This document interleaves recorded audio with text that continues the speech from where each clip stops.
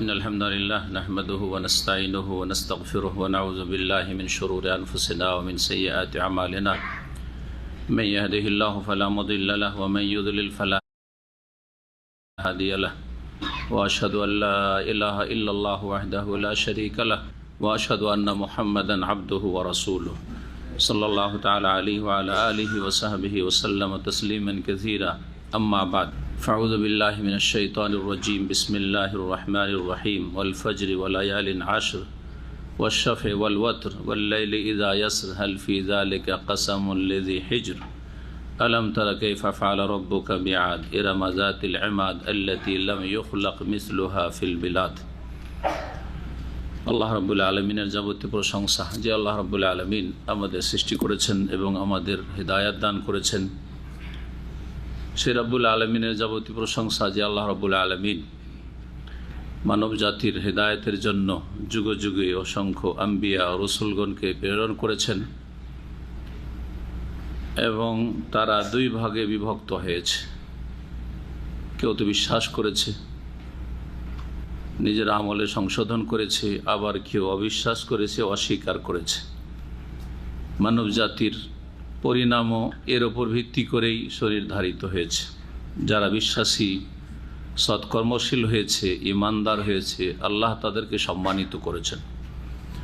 আর যারা অবিশ্বাসী হয়েছে, কুফরি করেছে, অবাধ্য হয়েছে আম্বিয়া রসুলগণের দিক নির্দেশনার হেদায়েতের, তাদেরকে আল্লাহ ইহকালে পরকালে লাঞ্ছিত করেছেন।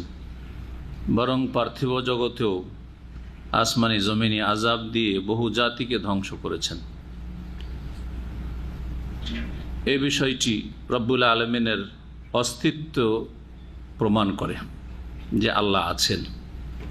আল্লাহ রব্বুল আলমিনের অস্তিত্ব এবং তৌহিদের প্রমাণ যেমন কোরআনে কারীম, তেমনি রাসূলুল্লাহ সাল্লাল্লাহু আলাইহি ওয়াসাল্লামের সুন্নাহ হাদিস, তেমনি মানুষের সুস্থ বিবেক, বিবেচনা, আকল, এইরকমই মানুষের প্রকৃতি, মানুষের অনুভূতি, এসবগুলি হচ্ছে রব্বুল আলমিনের অস্তিত্ব আছে, আল্লাহ আছেন এর দলিল। তার একটি হচ্ছে বিভিন্ন জাতির উত্থান পতন, অথচ সেসব জাতিগুলি অত্যন্ত শক্তিশালী ছিল। এই একটি গুরুত্বপূর্ণ বিষয় মনে রাখবেন তাওহীদের ক্ষেত্রে, আল্লাহ রাব্বুল আলমিনের ওজুদ বা অস্তিত্বের ক্ষেত্রে। সালাত এবং সালাম নাজিল হোক প্রেমী মুহাম্মদ রাসূলুল্লাহ সাল্লাল্লাহু আলাইহি ওয়াসাল্লামের ওপর, যিনি শেষ রসুল, যাকে রব্বুল আলমীন সমস্ত মানব জাতির কল্যাণের জন্য, হেদায়েতের জন্য রহমত করে প্রেরণ করেছেন। আমাদের ধারাবাহিক তাফসীর চলছে প্রতি জুমাবারে, জুমার সালাতের পর ইসলামিক সেন্টার দাম্মামে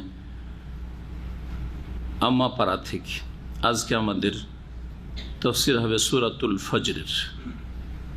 আজকে আমরা সফর মাসের 3 তারিখ 1440 হিজরি তে সূরাতুল ফজরের তাফসীর করার চেষ্টা করব। রব্বুল আলামিন যেন কোরআন সুন্নাহ ভিত্তিক কথা বলার তৌফিক দান করেন এবং ভুল ভ্রান্তি থেকে বেঁচে থাকার তৌফিক দান করেন এবং কোরআনে কারীম দিয়ে আমাদের অন্তরকে আলোকিত করেন, আমাদের আমলকে সুন্দর করার তৌফিক দান করেন। সূরাতুল ফজর, এই সূরা মক্কি সূরা। এই সূরা হচ্ছে মক্কি সূরা। রাসূলুল্লাহ সাল্লাল্লাহু আলাইহি ওয়াসাল্লামের হিজরতের পূর্বের যে 13 বছরের জীবন ছিল, সেই সময়গুলির কোনো এক সময় নাজিল হয়েছে মক্কাতুল মুকাররমার জীবনে। এই সূরাতে আল্লাহ রাব্বুল আলামিন ওয়াল ফজর দিয়ে শুরু করেছেন। নামকরণের কারণ হচ্ছে এটি। এই সূরার নাম হয়েছে সূরাতুল ফজর, কারণ এই সূরা শুরু হয়েছে আল ফজর শব্দ দিয়ে, বা এই শব্দের বা এই বিষয়টির শপথ দিয়ে। আল্লাহ রাব্বুল আলামিন এখানে কয়েকটি বিষয়ের কসম করেছেন, 4টি বিষয় রয়েছে। মহান আল্লাহ কসম করেছেন ওয়াল ফজরে ওয়ালায়ালিন আশর ওয়াশ-শাফঈ ওয়াল ওয়াতর, এই 4টি কসম। ওয়াল লাইলি ইযা ইয়াসর, এই 4টি কসম। এখন তাফসীর আমরা শুরু করার আগে এই সম্পর্কে একটি হাদিস সুনানে নাসাইতে এসেছে। ইমাম নাসাইর 2টো কিতাব রয়েছে।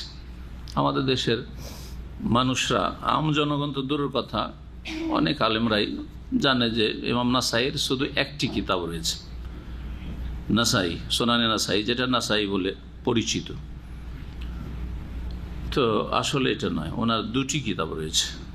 একটি নাম হচ্ছে সোনানে সুগরা লিল ইমাম নাসাই, ইমাম নাসাই রহমতুল্লাহ আলাইহির সোনানে সুগরা। আরেকটি হচ্ছে সোনানে কবরা। সোনানে কবরা আকার অনেক বড়, তাতে অনেক বেশি হাদিস রয়েছে। বর্তমান যে আমাদের বাজারে যেটা লব্ধ আর বাংলায় তর্জমা হয়েছে নাসাইর, সেটা হচ্ছে সোনানে নাসাই সুগরা, ছোট সোনানে নাসাই। তো অনেকগুলি হাদিস সোনানে কুবরাতে আছে, সোনানে সুগরাতে নাই। এই হাদিসটিও জাবের রাদিয়াল্লাহু তাআলা আনহু থেকে বর্ণিত সোনানে কুবরা ইমাম নাসাই রহমতুল্লাহ আলাইহির কিতাবে রয়েছে। এই হাদিসের বিষয়বস্তুটি সহিহাইন, সহিহ বুখারী মুসলিমে রয়েছে, অন্য অন্য হাদিসের কিতাবে রয়েছে, কিন্তু এই সূরাতুল ফজরের কথা তাতে নেই। তবে ঘটনা এর আগে সূরাতুল গাশিয়া অথবা সূরা আলা, এই সূরাগুলি তাফসীর করতে গিয়ে বলা হয়েছে। তা হচ্ছে যে মুআয রাদিয়াল্লাহু তাআলা আনহু ইমামত করতেন তার মহল্লার মসজিদের। সাল্লাল্লাহু আলাইহি সাল্লাতান, মুআয রাদিয়াল্লাহু তাআলা আনহু সালাত আদায় করালেন। এশার সালাত ছিল, সেটি এশার সালাত ছিল। ফাজা রাজুলুন ফাসাল্লামাহু, কোন এক ব্যক্তি আসলো সেই মহল্লার, আসার পরে তার সাথে সালাত শুরু করলো। ফাতাওয়ালা, কিন্তু মুআয রাদিয়াল্লাহু তাআলা নামাজটি খুব লম্বা করলেন। অন্য রিওয়ায়াতে রয়েছে সূরা বাকারা প্রথম রাকাত, সূরা আলে ইমরান দ্বিতীয় রাকাত। কষ্টের কাজ করে সারাদিন মেহনত করেছে, এসছে ক্লান্ত হয়ে। ফাসাল্লা ফি নাহিয়াতিল মসজিদ, তখন সেই লোকটি জামাত ছেড়ে দিয়ে মসজিদের এক সাইডে কিনারায় গিয়ে একা সালাত সেরে নিল। সম্মান সারাফা, তারপরে মসজিদ থেকে টান দিল। ফাবালাগা যালিকা মুআযান, এই ঘটনার কথা মুআয রাদিয়াল্লাহু তাআলা আনহুকে বলা হলো যে আপনার পেছন থেকে একটি লোক বেরিয়ে গিয়ে পৃথকভাবে আলাদা জামাত করে চলে গেছে। ফাকালা, বললেন তিনি, মুনাফিকুন, ও হচ্ছে মুনাফিক। জি, মুনাফিক মানে সবাই যে বড় মুনাফিক তা না। মুনাফিক দুই রকম, আমলের মুনাফিক আর আকিদা বিশ্বাসের মুনাফিক। যাদের আকিদা বিশ্বাসেই কপটতা রয়েছে, মুখে এক কথা বলে অন্তরে অন্য কিছু বিশ্বাস রয়েছে, অন্তরে অবিশ্বাস বা সন্দেহ, আর মুখে বিশ্বাসের কথা, তারা হচ্ছে আকিদা বিশ্বাসের মুনাফিক। কিন্তু আমলের মুনাফিকের অনেকগুলি লক্ষণ রয়েছে, যার মধ্যে যত বেশি লক্ষণ পাওয়া যাবে সে তত পাকা আমলি মুনাফিক হবে।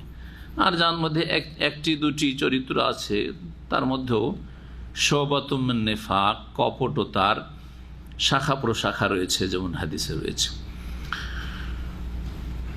যদিও কাউকে মুনাফিক বলা এইভাবে ঠিক নয় আসলে, যতক্ষণ পর্যন্ত নিশ্চিত না তারপরে আপনার বলার অধিকার কিনা, আপনাকে এখানে বলার অধিকার দেওয়া হয়েছে কিনা শরীয়তের পক্ষ থেকে। ফাযাকারা যালিকা লিরাসূলিল্লাহ সাল্লাল্লাহু আলাইহি ওয়াসাল্লাম, রাসূলুল্লাহ সাল্লাল্লাহু আলাইহি ওয়াসাল্লামের কাছে এই খবরটি পৌঁছে গেল। মুআয রাদিয়াল্লাহু আনহু মুনাফিক বললেন, আর ওই লোক সালাত ছেড়ে দিয়ে চলে গেছিল। ওই লোকটিকে রাসূলুল্লাহ সাল্লাল্লাহু ডাকালেন। ফাসাল আল ফাতা, লোকটিকে জিজ্ঞেস করলেন, ফাকালা ইয়া রাসূলুল্লাহ, মুআযকেও ডাকালেন, ডাকো মুআযকে। সেই লোক বলল, হে আল্লাহ রাসূল, যেহেতু ওসাল্লি মা ফাতাওয়ালা আলাইয়া, তার সাথে সালাত আদায় করার জন্য জমাতে এসেছিলাম, কিন্তু সে বড় লম্বা সালাত শুরু করলো। ফানসারাফতু, তখন আমি তার সালাত ছেড়ে দিয়ে সাল্লাইতু ফি নাহিয়াতিল মসজিদ, মসজিদের এক কিনারায় সালাত আদায় করলাম। কারণ ফাআলাফতু নাকাতি, সারাদিন আমি উটের রাখাল, উটকে আমি চারা দিতে থাকি, অনেক কষ্টের কাজ করি। ফাকালা রাসূলুল্লাহ সাল্লাল্লাহু আলাইহি ওয়াসাল্লাম, রাসূলুল্লাহ বলেন, আফাত্তানুনি ইয়া মুআয, হে মুআয, তুমি কি ফিতনা সৃষ্টি করতে চাও? তাহলে যাতে সমাজে বিশৃঙ্খলা সৃষ্টি হয়, সম্পর্কের অবনতি ঘটে, এইরকম কাজ করা ঠিক নয়। উপরন্তু এটা প্রথম বিষয় যে এটা হচ্ছে সুন্নাহর খেলাফ, এটা হচ্ছে সুন্নতের খেলাফ। সুন্নত হচ্ছে যে আপনি যখন একা সালাত আদায় করবেন তখন আপনার ইচ্ছা মতো সারা রাত নামাজ পড়েন, জামাত করার কোনো এনে লম্বা করে নামাজ পড়ে, যতক্ষণ পর্যন্ত এশার সালাতের টাইম আছে আপনি পড়েন না, শুরু করে দেন। মাগরিবের 1.5 ঘন্টা পরে প্রায় এশার সময় হয়ে যায়, তারপর থেকে শুরু করে আপনি অর্ধেক রাত পর্যন্ত চালান, সমস্যা নেই। অর্ধেক রাত পর্যন্ত এশার সালাতের টাইম, একা পড়েছেন, খুব লম্বা পড়ে।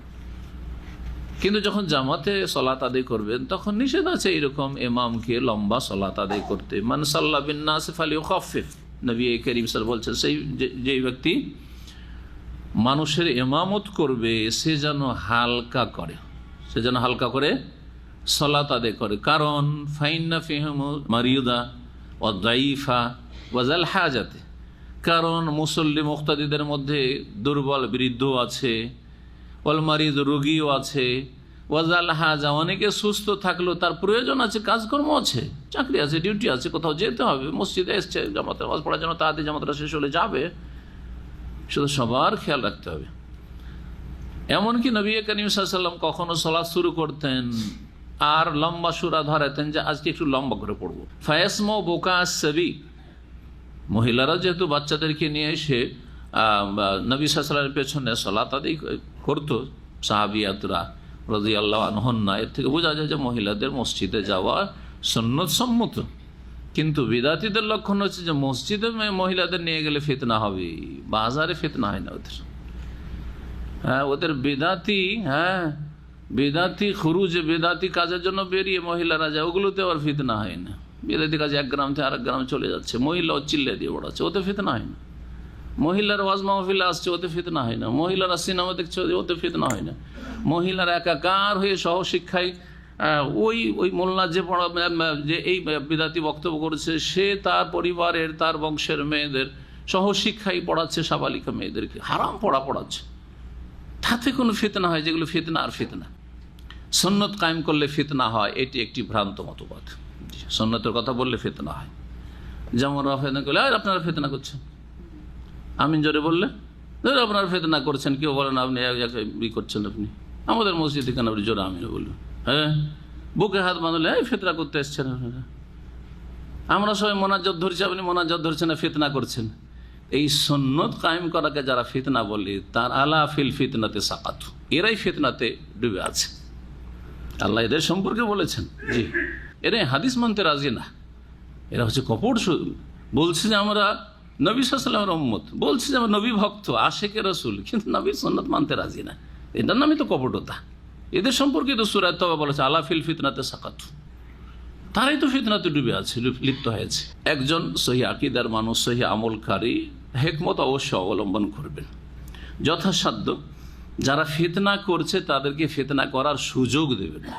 যারা ফিতনা করছে তাদেরকে ফিতনা করার সুযোগ দেবেন না। যেখানে দেখবেন যে ওরা ফিতনা করার সুযোগ পাবে সেখানে কিছু সুন্নত যদি স্থগিত রাখা যায় আপাতত কিছুদিনের জন্য, বৃহৎ স্বার্থে, যে এখান থেকে আরও কিছু লোককে সহিহ আকীদায় নিয়ে আসার চেষ্টা করব, যাতে করে এরাও এই গুমরাহিগুলি থেকে বেরিয়ে আসে বা বিদাত থেকে বেরিয়ে আসে।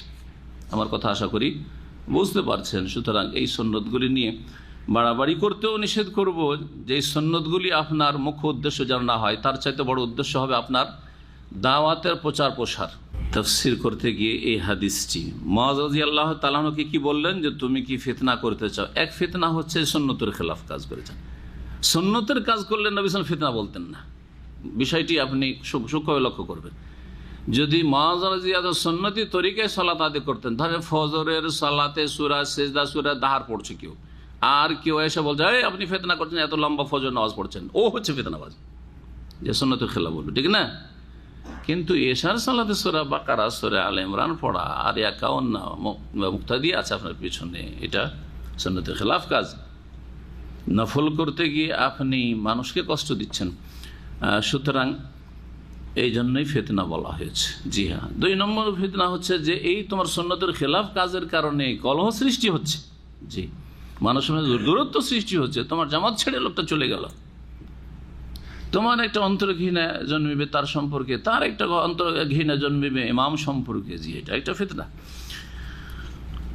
আফাতানুনি আমাজ আইনা আনতা মিন সাব্বিহি ইসমা রাব্বিকাল আ'লা ওয়াশ-শামসি ওয়া দুহাহা ওয়াল ফাজরি ওয়াল লাইলি ইযা ইয়াগশা। এই হাদিসটিতে রয়েছে যে তোমার কি খবর নেই সাব্বিহি ইসমা রাব্বিকাল আ'লা সম্পর্কে? এটা কেন পড়ো না? ওয়াশ-শামসি ওয়া দুহাহা কেন পড়ো না এশার সালাতে? ওয়াল ফাজরি কেন পড়ো না? ওয়া লায়ালিন আশরি কেন পড়ো না? ওয়াল লাইলি ইযা ইয়াগশা কেন পড়ো না? এই সূরাগুলি, অর্থাৎ এই মধ্যম সূরাগুলি যে আম্মা পারা রয়েছে সেই সূরাগুলি পড়বে, ওয়াসাতে মুফাসসাল যেগুলিকে বলা হয়। এখন আমরা তাফসীর শুরু করি। আল্লাহ রাব্বুল আলামিন কসম করে বলছেন, আর রব্বুল আলামিন সৃষ্টিকর্তা, তার সৃষ্টির যে কোনো বিষয় সম্পর্কে তিনি কসম করতে পারেন। বহু বিষয়ে বহু বস্তুর কসম করেছেন, কখনো সময়ের, কখনো স্থানের, কখনো বস্তুর, কখনো নিজের জাতের, বালা ও রব্বি, জি, নিজের সত্তারও কসম করেছেন। একজন বান্দা যেহেতু আল্লাহর ইবাদতের জন্য পয়দা হয়েছে, মানুষ কিসের জন্য সৃষ্টি করা হয়েছে? ইবাদতের জন্য। আর ইবাদত হচ্ছে তৌহিদ ভিত্তিক ইবাদত। আর আল্লাহ ছাড়া অন্যের শপথ করা বান্দার জন্য তৌহিদ বিপরীত বিষয়, শিরক। সুতরাং কোন মানুষ আল্লাহ ছাড়া অন্যের কসম করবে না, বলবে না মায়েরই, আঞ্চলিক ভাষা বলে না, মানে মায়ের কসম, না না, ওইটাও কসম না হয়ে গেল। দানা ছুঁয়ে কসম, জি হ্যাঁ, দানা মিলবে না, আমার না, এসব কথা হারাম বলা গেল, শিরকি কথা। মানে হালাফা বিগাইরিল্লাহ ফাকাদ আশরাক, কেউ যদি আল্লাহ ছাড়া অন্য কেউ হলফ করে তাহলে সে শিরক করল। বড় শিরক হতে পারে কখনো ক্ষেত্র বিশেষে, আর ছোট শিরক তো অবশ্যই, ছোট শিরক ও কাবিরা গুনাহ। ওয়াল ফজরি, আল্লাহ রাব্বুল বলছেন যে উষার কসম, ভোরের কসম, হ্যাঁ, বা ফজর, সকালের কসম, যাই বলেন। ফজর মানে কি? ফজর মানে ভোর হওয়া। ফজর মানে কি? ভোর হওয়া। যখন শুভ সাদেক হয় এর নাম হচ্ছে ফজর। এখানে সালাতুল ফজর বলা হয়নি, ফজর বলা হয়েছে। এখন এই ফজরটি প্রত্যেক দিনের ফজর উদ্দেশ্য করে কসম করা হয়েছে, নাকি বিশেষ কোনো দিনের ফজরের কসম করা হয়েছে, এই নিয়ে তাফসীরকারদের দুটি মত রয়েছে। যেটি অধিকাংশ মুফাসসিরিনদের মত, আর এটাই হচ্ছে বলিষ্ঠ, যে আল্লাহ শুধু আল ফজর বলেছেন, আমি ভোরের শপথ করছি, আমি উষার শপথ করছি। সুতরাং যে কোনো দিন ভোর হয়, প্রতিদিনের ভোরের শপথ, জি হ্যাঁ, প্রতিদিনের ফজরের সময়ের শপথ। এই সময়টি মূল্যবান সময়, এই সময় রিজিক বন্টন হয়, এই সময় যারা ওঠে তারাই ফজরের সালাত আদায় করতে পারে, ফজর সালাতের হেফাজতকারী হইতে পারে। এই সময়টি হচ্ছে বরকতের সময়, বিভিন্ন দিক রয়েছে ফজিলতের ভোরের। নবী মুহাম্মদ রাসূলুল্লাহ বলেছেন, বুরে কালে উম্মতি ফি বকুরিহা, আমার উম্মতের ভোরবেলায়, সকালবেলায় বরকত দেওয়া হয়েছে। এটা হচ্ছে জুমলা খাবরিয়া, নবী সাল্লাল্লাহু আলাইহি ওয়াসাল্লাম কি করেছেন? খবর দিয়েছেন, জি হ্যাঁ। আর আরেকটা হচ্ছে জুমলা ইনশাইয়া, যারা গ্রামার বোঝেন, অর্থাৎ নবী করিম সাল্লাল্লাহু আলাইহি ওয়াসাল্লাম দুআ দিয়েছেন, আল্লাহুম্মা বারিক লি উম্মতি ফি বকুরিহা, হে আল্লাহ আমার উম্মতের ভোরবেলায়, সকালবেলায় বরকত দান করো। সুতরাং সকাল সকাল যারা ফজরের সালাত আদায় করলো, তারা এই বরকতে নবী সাল্লাল্লাহু আলাইহি ওয়াসাল্লামের দুআতে কি পেল? অংশ পেল। এবং আল্লাহ যে এতে বরকত রেখেছেন, এই বরকতে ভাগ পেল। সকালবেলা ফজরের সালাত দিয়ে কাজকর্ম শুরু করলো, তার বরকতময় জীবন শুরু হলো। তারপরে সকালবেলাতে মানুষ যাদের কাজের প্রয়োজন, তারা কর্মচারী খোঁজ করবে, হ্যাঁ, তাই না? সকালবেলাতে কাজ শুরু করলে খুব তাড়াতাড়ি কাজ এগিয়ে যায়, কিন্তু যখন বেলা হয়ে যায় আর রোদ হয়ে যায়, তখন মানুষ অলস হয়ে যায়। এটা পরীক্ষিত জিনিস। সকাল সকাল আপনি কাজের জন্য বেরিয়ে গেলেন, অনেক কাজ সেরে চলে আসলেন, নাস্তার সময় হয়তো মেলা কাজ সেরে চলে এসছেন, আপনি মশারা হয়ে গেছে।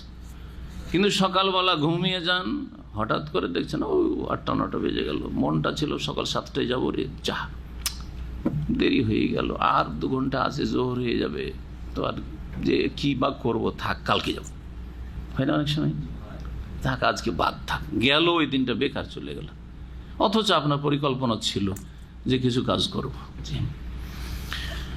তো সকালবেলা, আর তাছাড়া স্বাস্থ্যগত দিক থেকে আজকাল মাশাআল্লাহ খুব গবেষণা আসছে, যারা ভোরবেলা উঠে আর সকালবেলার এই আবহাওয়া তারা পায়, ফজরের সালাতে জামাতে গেলে অবশ্যই পায় তারা সুস্থ থাকে, তারা এই হার্ট অ্যাটাকের ঝুঁকি থেকে অনেক মুক্ত থাকে তুলনামূলক ওই সব লোকদের যারা এই ভোরবেলা ঘুমাইতে থাকে, তাদের হার্ট অ্যাটাকের ঝুঁকি অনেক বেশি থাকে। এইসব কথাগুলি আলহামদুলিল্লাহ আজকাল আসছে, এই সায়েন্সে প্রমাণ করছে ইসলামের হাক্কানিয়াত বা সত্যতা। ওয়াল ফজরি, তো এই ফজর মানে যে কোনো দিনের ভোরে শপথ করেছেন, এই হচ্ছে তাফসীর। আর দ্বিতীয় কেউ তাফসীর করেছেন, সালাফ থেকে বর্ণিত রয়েছে, এই ফজর মানে হচ্ছে জিলহজ মাসের 10 তারিখের ফজর, মানে বিশেষ একদিনের ফজর আল্লাহ শপথ করেছে।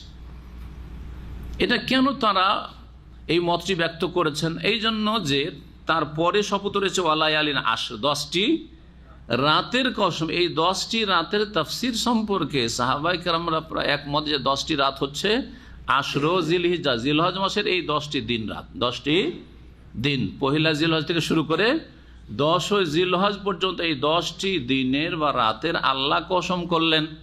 যখন এই 10টি দিনের কসম করলেন, 10টি রাতের কসম করলেন, তার সাথে সাথে এই 10টি রাতের মধ্যে সবচাইতে বেশি নেকির কাজ করা হয় সারা বিশ্বে। শুধু হাজী সাহেবদের অধিকাংশ কাজগুলি এই দিনে হয়, আর সারা বিশ্বের মুসলিমরা ঘরে ঘরে নেক আমল করে।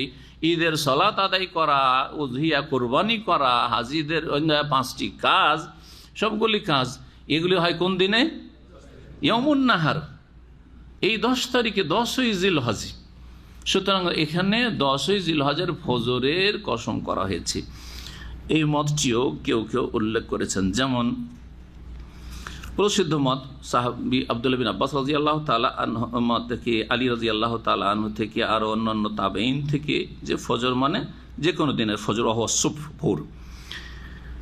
আর মুহাম্মদ বিন কাব, মাসরুক, এই তাবেঈনগণ তারা বর্ণনা করেছে আল মুরাদু ফজরু ইয়াউমিন নাহরি খাসসাতান, কুরবানির দিনের ফজরের বিশেষভাবে শপথ করেছেন। কেন? ওয়াহিয়া খাতেমাতুল লায়ালিল আশর, এই 10টি দিন এই খতম হতে যাচ্ছে। 10টি দিনের যে সকাল হয়েছিল হইতে হইতে পয়লা জিলহজ থেকে 10 তারিখের সকাল, এইটা হচ্ছে শেষ দিন, সবচেয়ে ফজিলতের যে 10টি দিন রয়েছে গোটা বছরে। দ্বিতীয় শপথ হচ্ছে ওয়ালায়ালিন আশর, যেটা বললাম 10টি রাতের কসম, মানে রাত বলে রাত দিন দুটোকে উদ্দেশ্য করা হয়, আর দিন বলে দিন রাত দুটোকে উদ্দেশ্য করা হয়, যেটা আমরা নিজের ভাষাতেও বলি। আমি 10 দিনের জন্য মক্কা যাচ্ছি, মানে 10 দিন নয়, 10 রাত সহ। হ্যাঁ, 10টি রাত আমি দাম্মামে থাকবো না, তার মানে কি দিনেও থাকবো না, তাই না? 10টি রাত আমার বাইরে কাটবে, ঠিক না? তার মানে দিন রাত বাইরে কাটবে। জি, তো কোরআনের ভাষাতে এরকম কখনো দিন বলে দিন রাত উদ্দেশ্য করা হয়েছে, কখনো লাইল বলে রাত বলে দিন রাতকে উদ্দেশ্য করা হয়েছে। 10টি দিন রাতের কসম করেছেন। এই 10টি দিন রাতের কসম এই জন্য করেছেন যে গোটা বছরের মধ্যে সবচেয়ে ফজিলতের দিন হচ্ছে এই 10টি দিন। এই মর্মে হাদিস আপনাদের জানা আছে, সহিহ বুখারী, আব্দুল্লাহ বিন আব্বাস রাদিয়াল্লাহু তাআলা আনহু থেকে বর্ণিত হাদিস। বলছেন, মা মিন আইয়ামিন আল আমালুস সালিহ আহাব্বু ইলাল্লাহি ফীহিন্না মিন হাযিহিল আইয়াম আল আশর। বলছেন এমন কোনো দিন নেই যেই দিনের সৎ আমল আল্লাহর কাছে অধিক প্রিয় হতে পারে এই 10টি দিনের আমলের তুলনায়। জানি বলছেন আশর জিলহিজ্জা, জিলহজ মাসের এই 10টি দিনের তুলনায়। কালু সাহাবীরা বলেন, ওয়ালাল জিহাদ ইয়া রাসূলুল্লাহ, আল্লাহ রাস্তার জিহাদ যদি অন্য মাসে কেউ করে, আর এই 10টি দিনে কেউ বাড়িতে মসজিদে নফল ইবাদত বন্দি করলো, তো কে বেশি ফজিলত পাবে? বলেন, ওয়ালাল জিহাদু ফি সাবিল, আল্লাহ রাস্তার জিহাদ করেও এই ফজিলত পাবে না। ইল্লা রাজুলুন খারাজা বিনাফসিহি ওয়া মালিহি ফালাম ইয়ারজি মিন যালিকা বিশাই, তবে কোনো ব্যক্তি যদি জিহাদ ফি সাবিলিল্লাহ, সত্যিকার জিহাদ ফি সাবিলিল্লাহ হইতে হবে। হ্যাঁ, আপনার খেয়াল খুশি আজকালকার খারিজিদের ভাষায় জিহাদ হলে হবে না, কারণ জিহাদের বেশ কিছু শর্তাবলী রয়েছে, সেই শর্তগুলি পূরণ না হলে সেটা জিহাদ নয়, সেটা ফাসাদ। সেটা দিয়ে ইসলামের উপকার করলেন না, মুসলিম উম্মার ফায়দা করলেন না, উপকার করলেন না, বরং মুসলিম উম্মাদের বিপর্যয় নেমে আসতে পারে, মুসলিম উম্মার ওপর বিপদ আপদ আসতে পারে, মুসলিম উম্মা ক্ষতিগ্রস্ত হইতে পারে। আর তা সত্যি হচ্ছে। সুতরাং বিষয়টিকে বোঝার প্রয়োজন রয়েছে। আর তার মূল শর্ত হচ্ছে মুসলিম শাসকের নেতৃত্বে হইতে হবে, যদিও সে গুনাহগার হোক না কেন, মুসলিম হইলেই হইল। কারণ শুধু খোলাফা রাশেদিনদের যুগে জিহাদ হয়নি, উমাইয়ার যুগে গুনাহগার শাসক থেকেছে, তারপরে তারা জিহাদ ঘোষণা করেছেন। আল্লাহর নেক বান্দা তাবেঈন সাহাবায়ে কেরাম অনেকে তাদের কথাই জিহাদে গেছেন। হাজ্জাজ বিন ইউসুফের মতো জালেম কে ছিল? জি হ্যাঁ, তাকে আব্দুল মালিক বিন মারওয়ান বা সেই যুগের যে শাসক ছিল হুকুম করেছে যে মোহাম্মদ বিন কাসেমকে সিন্ধু প্রদেশে ভারতে জিহাদের জন্য পাঠাও। মোহাম্মদ বিন কাসেম বীর মুজাহিদ ভারতে প্রথম জিহাদের জন্য গেছেন, হুকুম করেছে জালেম শাসককে, হাজ্জাজ বিন ইউসুফে। এই কথা বলেন যে জালেমের কথা মানি না, এগুলো হচ্ছে খারেজিদের কথা। জালেম মানে তাগুত বানিয়ে দিলে, আর জালেম মানে এদের কথা কোনোটাই মানি না। এগুলি মূর্খ জাহেলদের কথা, না হলে খারিজি চরমপন্থীদের কথা। জি, সে মুসলিম শাসক বর নেকও হইতে পারে, আবার ফাসেকও হইতে পারে, যেমন আহলে সুন্নাত জামাতের সমস্ত আইম্মায়ে কেরামদের এটি হচ্ছে আকীদা। কি হানাফি, শাফি, মালিকি, হাম্বলি, মুহাদ্দিস সবাই এই ক্ষেত্রে একমত। জি, জনগণের যেমন ভালো মানুষ আছে আর ফাসেকও আছে, তেমনই শাসকদের মধ্যে থাকতে পারে। আর শাসক ফাসিক হলেই যে তার বিরুদ্ধে আচরণ করতে হবে সব ক্ষেত্রে নয়। যেই অন্যায় কাজটি আপনাকে বলছে অথবা করছে তাতে অংশ নেবেন না, বাকি আপনি বৈধ কাজে, গঠনমূলক কাজে তাদের সাথে সহযোগিতা করবেন। এমনকি জেহাদ ফিস, তবে কেউ যদি আল্লাহ রাস্তায় জানমাল নিয়ে বেরিয়ে গেল আর ফিরে আসলো না, সেখানে শহীদ হয়ে গেল, তাহলে তার মর্যাদা কেউ পাবে না। জাবের রাদিয়াল্লাহু তাআলা থেকে মুসনাদ আহমদ আরেকটা হাদিস রয়েছে, ইন্নাল আশরা আশরুল আযহা ওয়াল ওয়াতরু ইয়াউমুন আরাফা ওয়াশাফু ইয়াউমুন নাহর। এখন এই হাদিসটি তাফসীর করবে মুসনাদ আহমদের তৃতীয় কসমের কি রয়েছে, ওয়াশাফ এ ওয়াল ওয়াতরে, আর আল্লাহ বলছেন আমি কসম করছি জোড়ের আর বেজোড়ের। সাফা মানে হচ্ছে জোড়, আর ওয়াতর আর উইতর দুটোর মানে, ওয়ায়ে আপনি ফাতা দেন ওয়াতর, অথবা ওয়ায়ে কি করেন জের দিয়ে কি পড়েন উইতর পড়েন, যেটাকে আমরা বেতর করে দিয়েছি। বেতর সালাত বলছি না, কারণ আমাদের বাংলাতে বোয়া ছাড়া বা মাঝামাঝি ওয়া আর বোয়া এর মাঝামাঝি কোনো অক্ষর নেই, ঠিক না? যার ফলে আমরা উইতর বলতে পারি না, কি বলতে পারি, হয় বেতর বিতর আর না হয় ইতর করে দিবেন, ঠিক না? তা আসলে শব্দটা হচ্ছে উইতর। হ্যাঁ জি, উইতর। তো যাই হোক, বেতর বলেন সমস্যা নেই, কিন্তু আসল বিষয়টা বুঝলেই হইল। উইতর মানে হচ্ছে বেজোড়, আর ওয়াতর মানে হচ্ছেও বেজোড়। ফাতা থাকলো ওর মানে বেজোড়, আর কাসরা থাকলো ওয়ায়ে ওর মানে বেজোড়। তো জোড়ের কসম আর বেজোড়ের কসম, এই জোড় বেজোড় কি? 10 রাত সম্পর্কে বলছে ইন্নাল আশরা আশরু জিলহজ, মুসনাদ আহমদের হাদিস, নবী সাল্লাল্লাহু আলাইহি ওয়াসাল্লাম থেকে বর্ণিত, যে জিলহজ মাসের 10 দিন যে বলা হয়েছে কোরবানির আগের এই 10 দিন প্রথম দিকে, এটা হচ্ছে আশর। আর ওয়াতর হচ্ছে বেজোড় দিন, হচ্ছে আরাফার দিন। আর সাফা হচ্ছে জোড়া দিন, হচ্ছে ইয়াউমুন নাহর, কোরবানির দিন। কারণ কোরবানির দিনে জোড়া, 10 হচ্ছে জোড়া, হ্যাঁ, আর 9 হচ্ছে বেজোড়। তো এই হচ্ছে তাফসির, এটা একটা তাফসির ওয়াশাফ এ ওয়াল ওয়াতরের, এটি হচ্ছে একটি তাফসির। আর একটি তাফসির অত্যন্ত ব্যাপক, স্রষ্টা সৃষ্টি সবকে শামিল। ওয়াশাফ জোড়া মানে সৃষ্টি, ওয়া খালাকনাকুম আজওয়াজ, আল্লাহ বলছেন তোমাদেরকে আমি জোড়া জোড়া যুগল সৃষ্টি করেছি। আর আল্লাহ রাব্বুল আলামিন হচ্ছেন ইন্নাল্লাহু উইতরুন ইউহিব্বুল উইতরা, আল্লাহ বেজোড়, বেজোড়কে ভালোবাসেন, বিতরকে ভালোবাসেন, ঠিক না? তাহলে ওয়াল ওয়াতরে আল্লাহ, ওয়াতর মানে আল্লাহ বলছেন আমি বেজোড়, আমি নিজের জাতের সত্তার শপথ করছি। আর ওয়াশ আমার সৃষ্টি সব হচ্ছে জোড়া জোড়া, সমস্ত সৃষ্টির শপথ করছি। আবার কেউ কেউ আরেকটি তাফসীর করেছেন এর, যে সৃষ্টিকুল 2 রকম আছে, জোড় আর বেজোড়। দেখেন বিবাহিত আর অবিবাহিত, তাই না?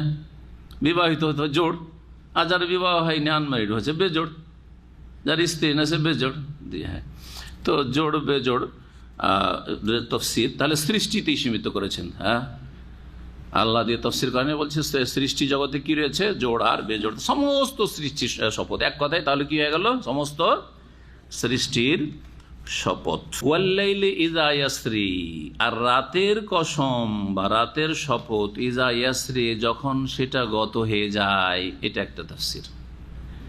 সারা ইয়াসরি, সারা ইয়াসির মানে চলা, ভ্রমণ করা, আর সারা ইয়াসরি মানেও হচ্ছে চলমান হওয়া। জি, তো এখানে ওয়াল্লাইলি ইযা ইয়াসরি, রাত যখন গমন করে বা গত হয়ে যায়, তার রাত চলে যাওয়া বোঝানো হয়েছে। এটা একদল এইভাবে তাফসীর করেছেন। তবে অনেক তাফসীরকাররাই এর তাফসীর দুটো দিয়ে করেছেন। সারায়াসি মানে চলমান হওয়া, ভ্রমণ করা। যে ভ্রমণ করে সে বাড়ি থেকে হয়তো কোনো গন্তব্যস্থানের দিকে যাচ্ছে, এটাকে বলা হয় যে ভ্রমণে। আর যখন গন্তব্যস্থান থেকে বাড়ির দিকে ফিরে, সেটাও কিন্তু ভ্রমণ। হ্যাঁ, সেটাও চলা। যাওয়াটাকেও তাহলে সাইর বলা হয়, আর আসাটাকে কি বলা হয়, আরবি ভাষায় সাইর বলা হয়। যার ফলে কিছুদিন আগে ইন্তেকাল করলেন একজন বড় মুফাসসির মদিনা মুনাওয়ারার, আল্লামা আবু বকর জাযাইরি রহমতুল্লাহ আলাইহি। তার একটি তাফসীর রয়েছে, মসজিদ নববীতে ধারাবাহিক তাফসীর দার্স করতেন, সেটা ছেপেছে 5 খণ্ডে, আইসারুত তাফাসির। আইসারুত তাফাসির প্রাথমিক যারা আরবি ভাষায় তাফসীর শিখবেন তাদের জন্য খুব ভালো কিতাব। শব্দের তাহকিক রয়েছে, তারপরে সংক্ষিপ্ত একটা সার রয়েছে, তারপরে আবার একটু তাফসীর রয়েছে। তিনভাবে তিনি তাফসীর করেছেন। সুন্দর, মোটামুটি কিছু উপকারিতা এই আয়াতগুলো থেকে, মিন ফাওয়াইদিল আয়াত, এই আয়াতগুলো থেকে আপনি কি জানতো? ইস্তেমবাতাত। যদি আয়াত থেকে ইস্তেমবাত শিখতে চান তাহলে ওই কিতাবটি মধ্যম শ্রেণীর আলেমদের জন্য। আর আমাদের দেশের অধিকাংশ মধ্যম শ্রেণীর, আমাদের দেশের আলেমরা অধিকাংশ মধ্যম শ্রেণী বলা যাবে। হ্যাঁ, একবারে সিনিয়র, আপনার কাছে সিনিয়র হইতে পারে, কিন্তু মধ্যম শ্রেণীর বলতে হবে। কথা হচ্ছে এই কিতাবটি বড় উপকারী।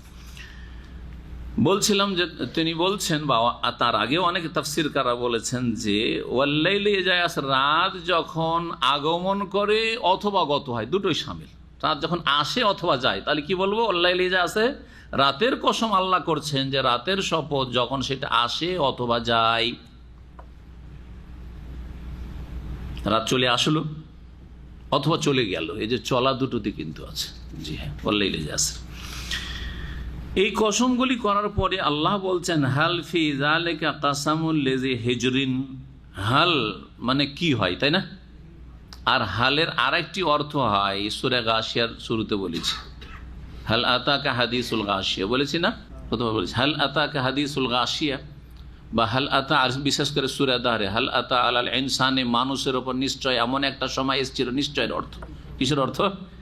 নিশ্চয়ের অর্থ আগে বলেছি। হাল মানে কাদ, এখানে হাল মানে কাদের অর্থ রয়েছে। হাল ফি যালিকা কাসামুল লিজি হিজরিন, এতে ফি যালিকা, এতে শপথ রয়েছে জ্ঞানী ব্যক্তির জন্য। নিশ্চয়, নিশ্চয় এতে শপথ রয়েছে, কসম রয়েছে জ্ঞানী মানুষের জন্য।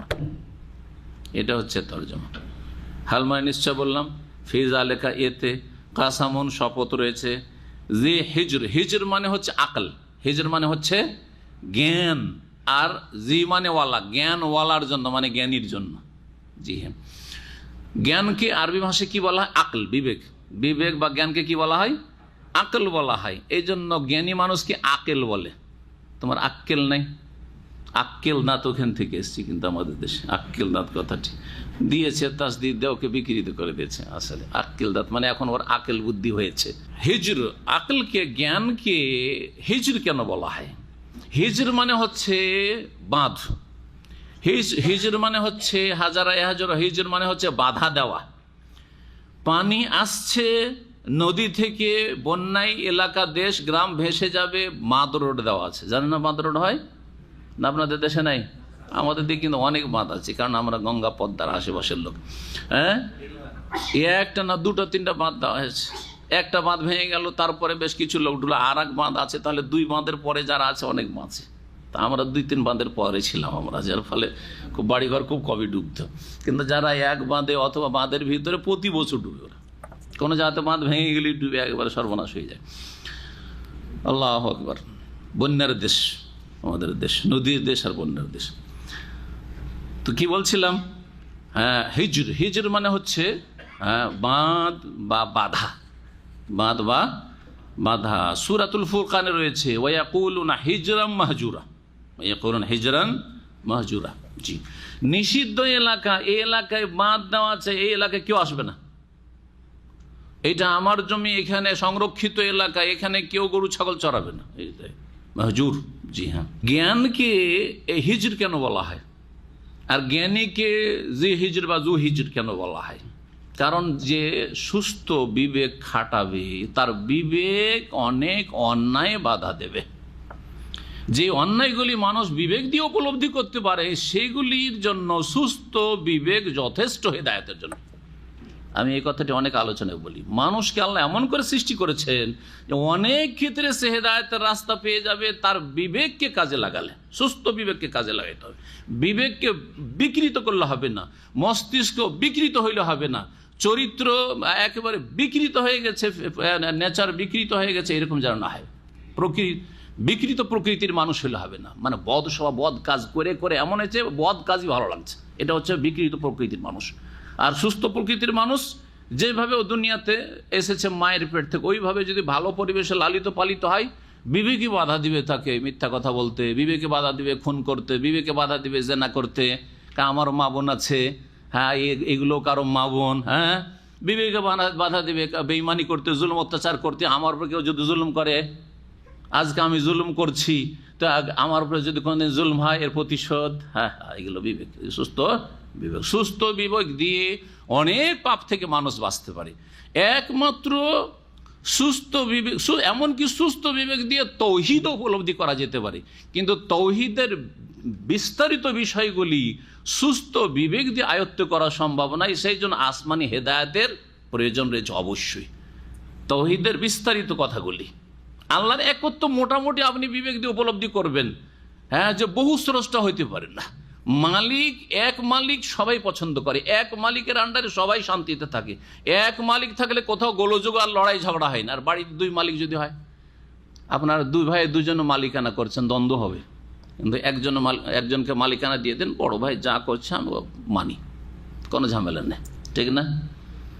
যেই দেশে এত দল আর ইলেকশন, আর এই পশ্চিমা আব্রাহাম লিঙ্কন ইহুদির গণতন্ত্র আছে, ও অশান্তি আর অশান্তি, না অশান্তি।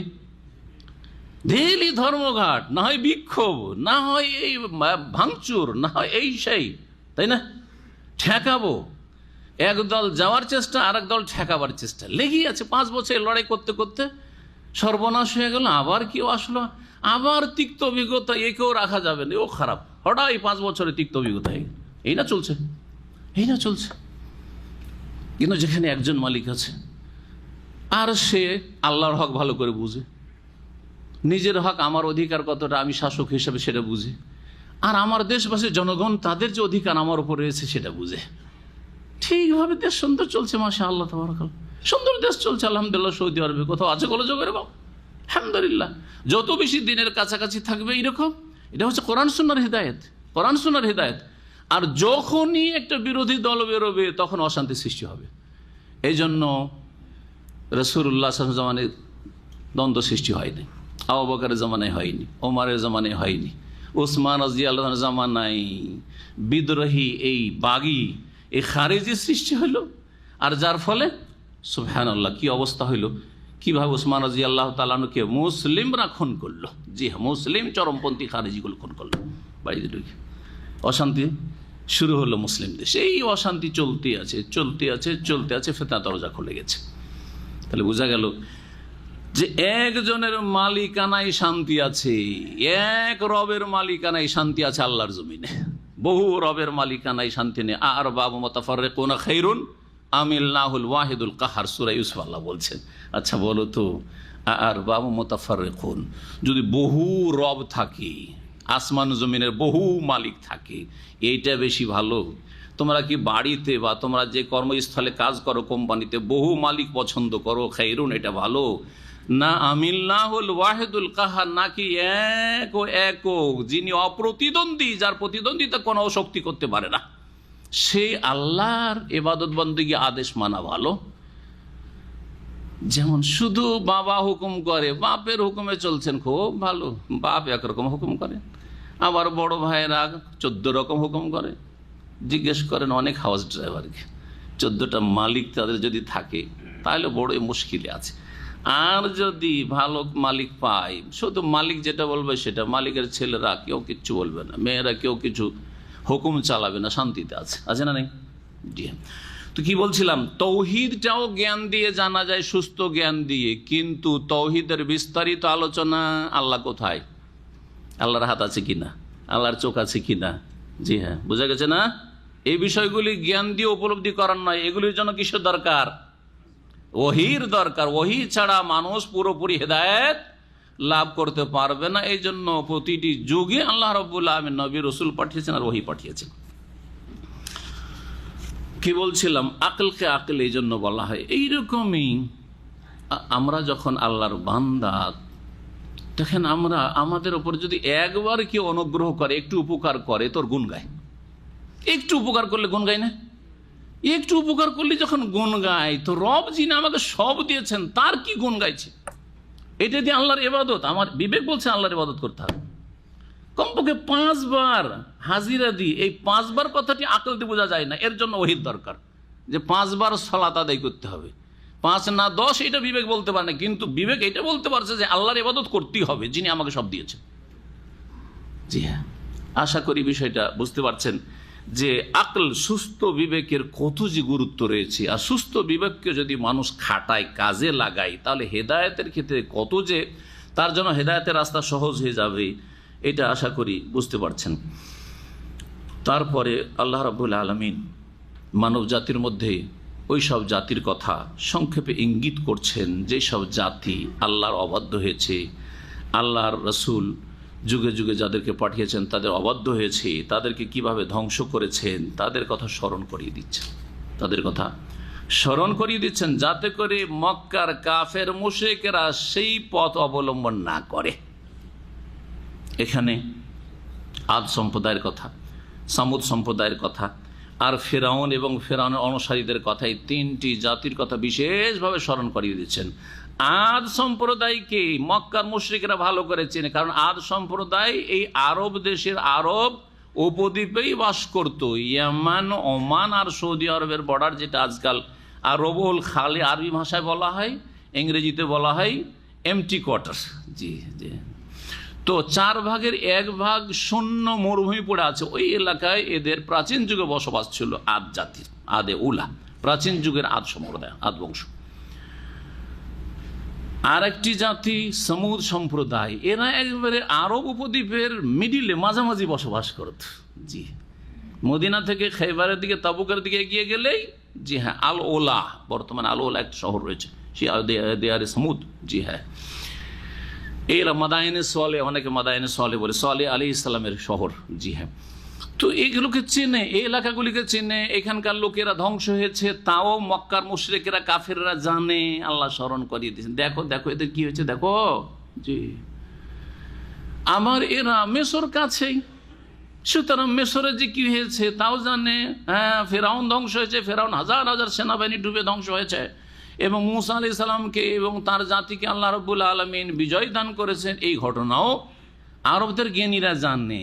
এই 3টি ঘটনার দিকে ইঙ্গিত করে দিচ্ছেন আর বলছেন যে তোমরা এখন তোমাদের সামনে 2টো রাস্তা, ওয়াহাদাইনাহুন নাজিদাইন, হয় নবী মুহাম্মদ রাসূলুল্লাহ সাল্লাল্লাহু আলাইহি ওয়াসাল্লাম রাস্তা ধরে নাও, দুনিয়া এবং আখিরাতে সম্মানজনক জীবন পাবে, দুনিয়া নেতৃত্ব পেয়ে যাবে। হে আরব মুশরিকরা শোনো, কুরাইশরা শোনো, ইসলাম গ্রহণ করলে, আর আখিরাতে সম্মানিত হবে জান্নাতে গিয়ে। আর না হইলে ফেরাউন আদ সমুদের রাস্তা ধরে নাও, যাদের জন্য দুনিয়া আযাব।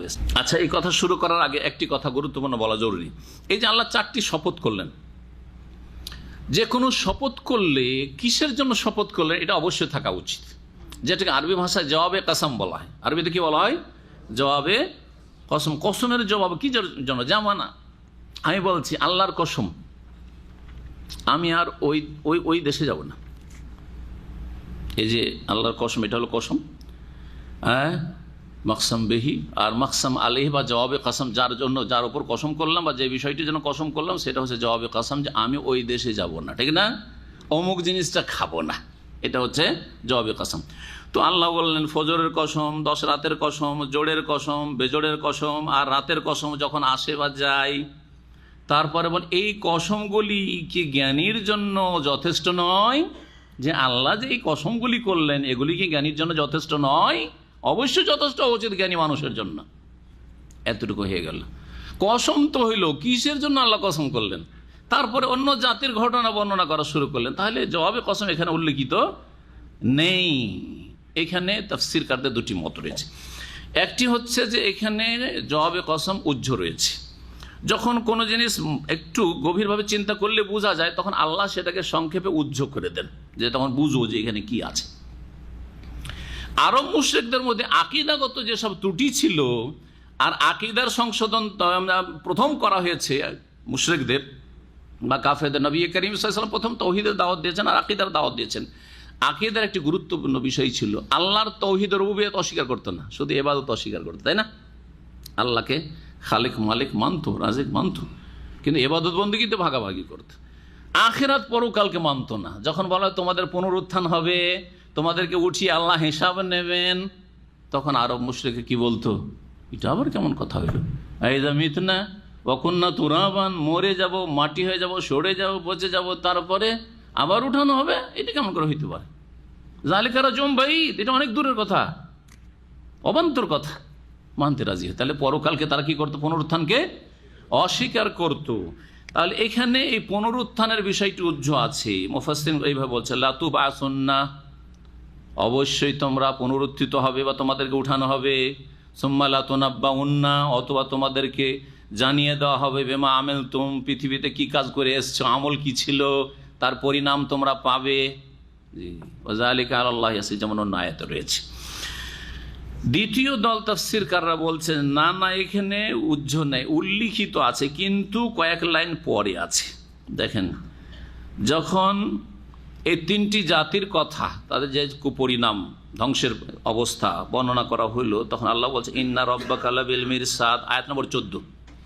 কি বলছেন আল্লাহ? ইন্না রব্বাকা লাবিল মিরসাদ, নিশ্চয় হে নবী তোমার প্রতিপালক লাবিল মিরসাদ, সূক্ষ্ম দৃষ্টি রেখেছেন। হ্যাঁ, সূক্ষ্ম দৃষ্টি রেখেছেন, সব কিছুর খোঁজ খবর রাখছেন। এটা ভাব অর্থ করলাম। মিরসাদ মানে হয় ওঁত পেতে থাকা। ওঁত পাতা বুঝেন? কে বুঝে এই বাংলা? একজন হাত তুলুক। ওঁত পাতা, হ্যাঁ, চান্সে অপেক্ষা কর। কিরকম? সামনে এসে না লুকিয়ে? লুকিয়ে। চোর ডাকাতের ছিনতাই করার জন্য রাস্তায় সামনে এসে দাঁড়িয়ে থাকে না, ও লুকিয়ে থাকে। যখন দেখছে এগিয়ে চলে এসছে কাছে, এখন হাতের নাগালে ধরতে পারো, কপ করে বেরিয়ে এসে ধরে ফেলে। হ্যাঁ, উঁত পেতে বসে থাকা বলা হয়। সেটা অসৎ লোকেরা উঁত পেতে থাকে, আর ভালো কাজের জন্য, ভালো উদ্দেশ্য উঁত পেতে থাকা হইতে পারে। আল্লাহ রাব্বুল বিষয়টি, হ্যাঁ জি, মানুষের বদলা দেওয়ার জন্য, উচিত শাস্তি দেওয়ার জন্য এখানে লাবিল মিরসাদ কথাটি বর্ণনা করা হয়েছে। দেখেন, আল্লাহ রাব্বুল আলামিনকে কেউ দেখতে পায় না, দেখলে তো সবাই হেদায়েত হই, তাই না? আল্লাহ রাব্বুল আযাবকে কেউ দেখতে পায় না, আসমানি আযাব, জমিনি আযাব বা গায়বী আযাব কিছু দেখতে পায় না। নবী রাসূল দিয়ে আল্লাহ জানিয়ে দিয়েছেন, এবং আল্লাহ রাব্বুল সূক্ষ্ম দৃষ্টি রেখেছেন যে তোমার নড়াচড়া কোথায়, তোমার অ্যাক্টিভিটিস কেমন, কি করছো তুমি, কেমন আচরণ তোমার, সব কিন্তু আল্লাহ রাব্বুল সূক্ষ্ম দৃষ্টি রেখেছেন। যেন আল্লাহ রাব্বুল যেন ওঁত পেতে আছেন, যেমন ঘাঁটিতে কেউ ওঁত পেতে থাকে আর হঠাৎ করে এসে আক্রমণ করে, আল্লাহ রাব্বুল ওই রকমই ছাড় দিচ্ছেন, হঠাৎ করে ধরে ফেলবেন। সেটা ইহজগতে, দুনিয়াতে হইতে পারে, আবার মানুষের মৃত্যুর পরেও হইতে পারে। কখনো ধোকা খাওয়ার নাই যে কই মেলা লোককে দেখলাম 60, 70, 80 বছর জুলুম অত্যাচার করে চলে গেল, কিছুই তো হলো না। কারণ আল্লাহ এই দুনিয়াকে বদলার জগৎ বলেননি, বদলার জগৎ বলেছেন আখিরাতকে। মালিকে ইয়াউমিদ্দিন, একক মালিক হবেন আল্লাহ রাব্বুল আলামিন। ইয়াউমুদ্দিন মানে ইয়াউমুল জাযা, প্রতিদান জগতের প্রতিদান জগৎ হচ্ছে জি বিচারের দিবস, ইয়াউমুল কিয়ামা। জি, সেই দিনের জন্য আল্লাহ সূক্ষ্ম দৃষ্টি রেখেছেন। আমল নামায় তো লেখা হচ্ছে, ফেরেশতারা তো রেকর্ড করছেন, আর অঙ্গ প্রত্যঙ্গ তো সাক্ষী দেবে, কিন্তু আল্লাহ সব কিছু দেখেছেন, সব কিছু জানছেন, কি করেছে আর কি বলেছে। তো এখানে তাহলে এই কসমগুলি করার পরে আল্লাহ বলছেন যে ইন্না রব্বাকা লাবিল মিরসাদ, কসম করে বলছি যে তোমাদের সব আমল আল্লাহর নজরে আছে, সূক্ষ্ম দৃষ্টি আল্লাহ রেখেছেন। নিশ্চয় তোমার রব প্রস্তুত হয়ে রেখেছেন সূক্ষ্ম দৃষ্টির সাথে, শাস্তি দেওয়ার জন্য, ধরার জন্য, পকড়াবার জন্য। এখন আসেন এই তিনটি জাতির কথা শুনে বলছেন আলাম তারা, হে নবী তুমি কি দেখো নাই? সরাসরি নবী সালামকে সম্বোধন, অথবা যে কোনো মানুষকে সম্বোধন, কারণ যে কোনো মানুষের জন্য কোরআন নাযিল হয়েছে। হে মানুষ তুমি কি দেখো না, চিন্তা করে, কাইফা ফাআলা রাব্বুকা বিআদ, যে তোমার প্রতিপালক কি আচরণ করেছেন আদ সম্প্রদায়ের সাথে, আদ জাতির সাথে কি আচরণ আল্লাহ করেছেন, কিভাবে ধ্বংস করেছেন। ইরামা যাতিল ইমাদ, যারা গ্রামারবিদ, ভাষাবিদ, নাহু সারফের যারা আলেম, তারা বলেছেন যে এখানে আদ থেকে ইরামা যাতিল ইমাদ, এটা হচ্ছে বদল বা আতফে বায়ান, বদল বা আতফে বায়ান, অর্থাৎ যেটাই হচ্ছে আদ সম্প্রদায় সেটাই হচ্ছে আদ এরম জাতুল এমাদ। এরম আর জাতুল এমাদটা তার সিফাত, গুণ, অর্থাৎ সেই আদ সম্প্রদায়। কারণ আদ সম্প্রদায় দুটো ছিল, একটা হচ্ছে আদানিল উলা, যেমন এক আয়াতে রয়েছে, হ্যাঁ, ও আদানিল উলা, প্রাচীন যুগের আদ সম্প্রদায়। আর একটা হচ্ছে আদ আসানিয়া, দ্বিতীয় জাতি আদ, পরবর্তীতে এসেছিল। তো প্রাচীন আরবদের মধ্যে একটি জাতি ছিল নূহ আলাইহিস সালামের পরে, সেই জাতির নাম ছিল আদ, কওমে আদ। এদের দাদার নাম ছিল এরাম। তো দাদার নাম দিয়ে চিহ্নিত করে দেওয়া হলো যে এইটা পরের আদ নয়, সেটা হচ্ছে ওই এরাম গোত্রের, এরাম বংশের আদ। জাতিল এমাদ যারা সুউচ্চ স্তম্ভের অধিকারী ছিল, মালিক ছিল। এমাদ মানে হচ্ছে, আমুদ মানে কি, কোটি, স্তম্ভ, খাম্বা। তো তারা বড় বড় উঁচা খাম্বার মালিক ছিল। এখন উঁচা খাম্বার মালিক এর দুটো তফসির করা হয়েছে। একটা তফসির হচ্ছে যে তারা এত উঁচু উঁচু অট্টালিকা, পাকা বাড়ি তৈরি করতো পাথর কেটে কেটে, যে তাদের বিশাল বিশাল বাড়ি তৈরি হতো। আর সে তার যে পিলারগুলি, খাম্বা হতো, সেগুলো খুব উঁচা উঁচা হতো। জাতুল এমাদ এত শক্তিশালী জাতি ছিল। এই জাতি সম্পর্কে তাফসীরকাররা লিখেছেন যে তাদের দৈহিক যে লম্বাই যেটা, হ্যাঁ, তারা কত লম্বা হইতো? এই 3.5 হাতের মানুষ না, 12 হাত লম্বা হইতো। কত লম্বা হইতো? 12 হাত। তাহলে আমাদের চাইতে কাছাকাছি, হ্যাঁ, 3 গুণের বেশি, 4 গুণের কাছাকাছি, হ্যাঁ, 3.5-4 গুণ এত লম্বা হইতো। তো এত লম্বা মানুষ যদি বাড়িতে বাস করতে হয়, ঢুকতে হয়, তাহলে তো বাড়িও তো উঁচা লাগবে, আর খাম্বাও তো উঁচা লাগবে। তো এই জন্য উঁচা উঁচা তাদের অট্টালিকা। আর জাতিও খুব শক্তিশালী ছিল। এমন শক্তিশালী জাতি ছিল, তারাও বুঝতো যে আমাদের মতো শক্তিশালী জাতি পৃথিবীতে কেউ তৈরি হয়নি, আর দেখিনি, শোনেনি। সুতরাং বলতো ওয়াকালু মান আশাদ্দু মিন্না কুওয়া। যখন আদ জাতির জন্য হুদ আলাইহিস সালাম হেদায়েতের বাণী নিয়ে গেলেন, তখন বলল আমাদের চাইতে শক্তিশালী জাতি কি আছে? আমরা পাহাড়ে এত মানে মজবুত ঘর তৈরি করে নেব, কোনো ঝড় তুফান আমাদের ক্ষতি করে, কি ভয় দেখাচ্ছ এসব? মান আশাদ্দু মিন্না কুওয়া। আল্লাহ বলছেন আওয়ালাম ইয়ারাও, একটু চিন্তা করেন, আন্নাল্লাহ আল্লাযী খালাকাহু আশাদ্দু মিনহুম কুওয়া, যে আল্লাহ তাদেরকে সৃষ্টি করেছে তিনি তাদের চেয়ে অনেক শক্তিধর, অনেক শক্তিশালী। তো তাহলে জাতুল এমাদ মানে তাদের বাড়ির খাম্বাগুলি খুব উঁচা উঁচা ছিল, একটা তাফসীর। আর একটা তাফসীর হচ্ছে তাদের বডিগুলো, হ্যাঁ, দেহগুলি ছিল বড় বড় খাম্বার মতো। 12 হাত লম্বা যদি হয়, তাহলে এটা কয় হাত হবে? খুব বেশি তো 6 হাত হবে, হয়তো কি 7 হাত হবে, তাই না? 12 হাত চিন্তা করেন আপনি, 12 হাত লম্বা তাদের বডি ছিল। তো এরাম, এই আদ সম্প্রদায়, যেই আদ হচ্ছে এরাম আদ, জাতিল এমাদ, যাদের দেহ ছিল খাম্বা বিশিষ্ট, মানে খাম্বার মতো, খাম্বার মতো। আল্লাতী লাম ইউখলাক মিসলুহা ফিল বিলাদ, যাদের মতো কোনো জাতি পৃথিবীর কোনো শহরে সৃষ্টি করা হয়নি। ফিল বিলাদ, বালাদ মানে এক শহর, আর বিলাদ মানে দুনিয়ার সমস্ত শহর। শহর মানে সিটি শুধু নয়, শহর, গ্রাম, শহর যেখানে জনপদ রয়েছে, মানুষ বাস করে। কোন দেশেই, কোন এলাকাতে এমন কোন শক্তিশালী জাতি সৃষ্টি করা হয় না এর আগে। আল্লাহ নিজেই বলছেন এত শক্তিশালী জাতি ছিল। এই জাতিকে আল্লাহ কিভাবে ধ্বংস করেছিলেন কে বলতে পারেন? কোরআনে কারিমে এখানে তো এতটাই, কিন্তু বিস্তারিত বর্ণনা করা হয়েছে বিভিন্ন সূরাগুলিতে। জি হ্যাঁ, যেমন সূরাতুল হাক্কাতে রয়েছে, হ্যাঁ জি, ঘূর্ণিঝড় দিয়ে সাখারা আলিম সাবা লায়ালিন ওয়া সামানিয়াত আইয়াম হুসুমান ফাতারাল কওমা ফিহা সারআ কান্নাহুম আজাজু নাখরিন খাওয়িয়া। আল্লাহ বলছেন তাদের উপর আল্লাহ এমন ঝঞ্ঝাবায়ু ঘূর্ণিঝড় পাঠিয়েছিলেন, 7 রাত 8 দিন ধরে অবিরাম চলতে থেকেছিল। আর সব কিছু নিশ্চিন্ন করে দিয়ে বাড়ি ঘর মানুষ এমন করে আকাশে উঠিয়ে আছাড় দিয়ে ফেলত। আল্লাহু আকবার। এই ঘূর্ণিঝড়ে মানুষকে ফাতারাল কওমা ফিহা সারআ, এই জাতি সব এমন আছাড় খেয়ে খেয়ে উপর হয়ে পড়েছিল। কান্নাহুম আজাজু নাখ, মনে হচ্ছে না যেগুলো মানুষ, মনে হচ্ছে এগুলো খেজুরের লম্বা লম্বা খেজুরের কাণ্ড পড়ে আছে, খেজুরের যে দেহ বডি কাণ্ড পড়ে আছে মনে হচ্ছে। এইভাবে আল্লাহ নিশ্চিন্ন করে দিয়ে। ওয়া সামুদাল্লাযীনা জাবুস সাখরা বিল ওয়াদ, এখানে তাহলে এই এরাম সম্পর্কে একটি কথা বলি। এরাম সম্পর্কে বলা হয়েছে যে আদের কি ছিল, এ ছিল দাদা। এ সম্পর্কে তাফসীর ইবনে কাসিরে বলা হয়েছে, যা সেটা আপনাদেরকে শোনাই। বলছেন যে তার নাম ছিল আদ বিন এরাম বিন আউস বিন সাম বিন নূহ।